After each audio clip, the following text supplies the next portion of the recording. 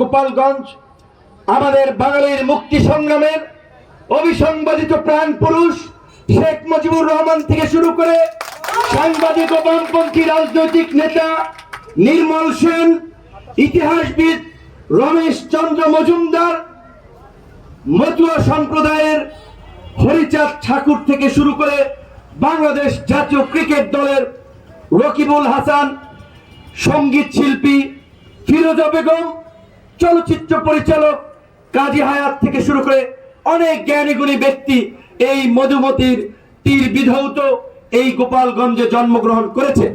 এই গোপালগঞ্জের নিশ্চয়ই অবশ্যই শতভাগ গ্যারান্টি দিয়ে বলতে পারি সব মানুষ খারাপ না, বেশিরভাগ মানুষই ভালো। সেই জায়গা থেকে প্রশাসনের ভাইদেরকে আমরা বলবো, নির্বিচারে মানুষ হয়রানি মামলা দিয়ে জুলুম তাদের উপরে করবেন না।